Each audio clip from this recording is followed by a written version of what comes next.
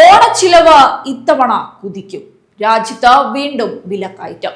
വസ്ത്രം മുതൽ വാഹനവും മൊബൈലും വരെ വില ഉയരും.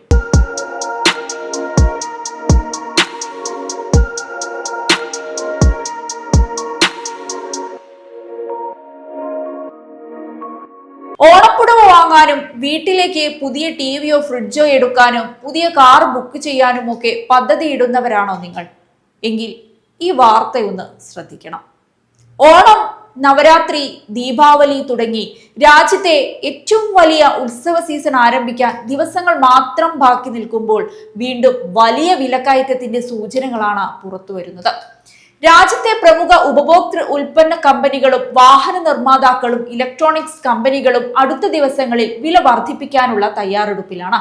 അതായത് വീട്ടിലെ നിത്യോപയോഗ സാധനങ്ങൾ മുതൽ smart phone, TV, fridge, washing machine, readymade വസ്ത്രങ്ങൾ, കാറുകൾ വരെ വില കൂടാൻ സാധ്യതയുണ്ട്.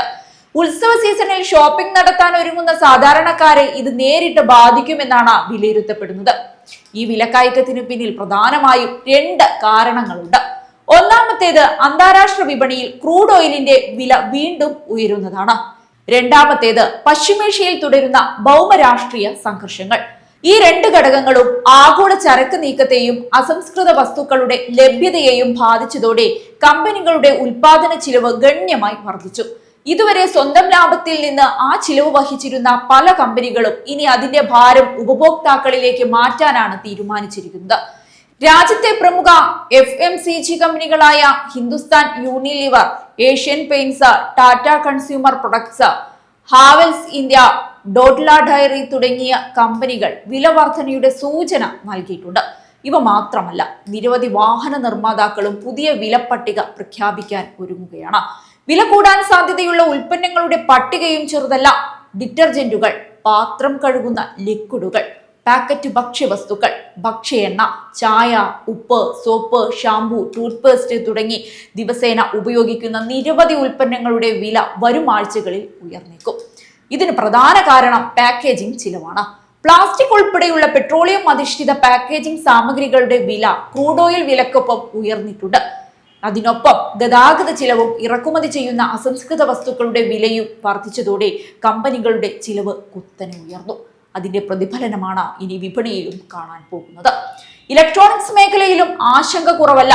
ഓഗസ്റ്റ് മുതൽ ടെലിവിഷൻ, ഫ്രിഡ്ജ്, വാഷിംഗ് മെഷീൻ എന്നിവയുടെ വില 4 മുതൽ 6% വരെ ഉയർത്താനാണ് കമ്പനികളുടെ ആലോചന. കഴിഞ്ഞ മാസങ്ങളിൽ തന്നെ മെമ്മറി ചിപ്പുകളുടെ വില വർദ്ധിച്ചതും ആഗോള വിതരണ ശൃംഖലയിലെ തടസ്സങ്ങളും കാരണം ടിവികളുടെ വില ഉയർന്നിരുന്നു. ഇപ്പോൾ സെമി കണ്ടക്ടർ ഘടകങ്ങളുടെ വില വീണ്ടും ഉയരുന്നതോടെ സ്മാർട്ട് ഫോണുകൾക്കും മറ്റ് ഇലക്ട്രോണിക് ഉപകരണങ്ങൾക്കും വില കൂടുമെന്നാണ് വിപണി വിലയിരുത്തുന്നത്. ഓട്ടോമൊബൈൽ മേഖലയിലും സമാന സാഹചര്യമാണുള്ളത്.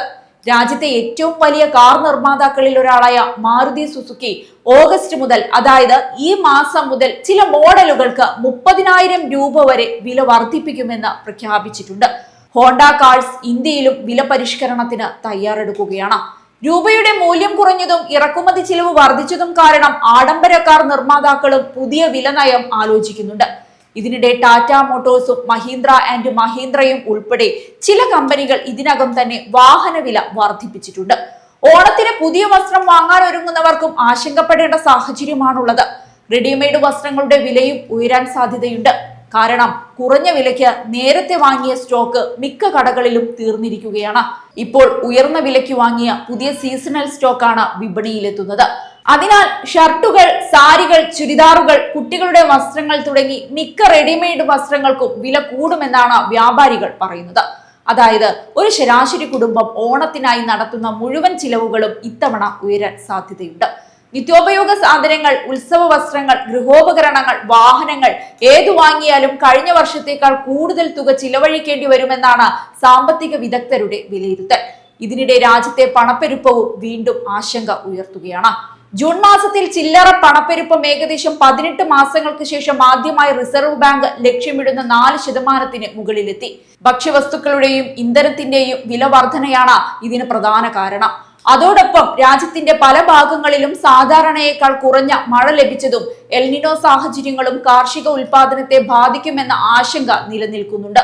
കാർഷിക ഉൽപാദനം കുറയുന്ന സാഹചര്യമുണ്ടായാൽ ഭക്ഷ്യവസ്തുക്കളുടെ വില വീണ്ടും ഉയരാനും അതുവഴി പണപ്പെരുപ്പം കൂടുതൽ ശക്തമാകാനും സാധ്യതയുണ്ടെന്നാണ് വിദഗ്ധർ പറയുന്നത്. എന്നാൽ ഈ വിലക്കയറ്റത്തിനിടയിലും വിപണിക്ക് പ്രതീക്ഷ നൽകുന്ന മറ്റൊരു ചിത്രം കൂടിയുണ്ട്. ഉപഭോക്തൃ ആവശ്യത്തിൽ കാര്യമായ ഇടിവില്ലെന്നാണ് പുതിയ കണക്കുകൾ പറയുന്നത്. ജൂൺ മാസത്തിലെ ചില്ലറ വിൽപ്പന മെയ് മാസത്തേക്കാൾ മെച്ചപ്പെട്ടു. GST വരുമാനത്തിലും ദേശീയപാത ടോൾ വരുമാനത്തിലും ഉണ്ടായ വർധന നഗരങ്ങളിലും ഗ്രാമങ്ങളിലും ഉപഭോഗം ഇപ്പോഴും ശക്തമാണെന്ന സൂചനയാണ് നൽകുന്നത്. അതിനാൽ ഓണം, നവരാത്രി, ദീപാവലി എന്നിവ മുന്നിൽ കണ്ട് കമ്പനികൾ വൻ ഓഫറുകളും ക്യാഷ് ബാക്കുകളും EMI പദ്ധതികളും അവതരിപ്പിക്കാൻ സാധ്യതയുണ്ട്. വില ഉയർന്നാലും ഓഫറുകളുടെ ആകർഷണത്തിൽ ഉത്സവ സീസണിലെ വിൽപ്പന റെക്കോർഡ് സൃഷ്ടിക്കുമെന്നാണ് കമ്പനികളുടെ പ്രതീക്ഷ.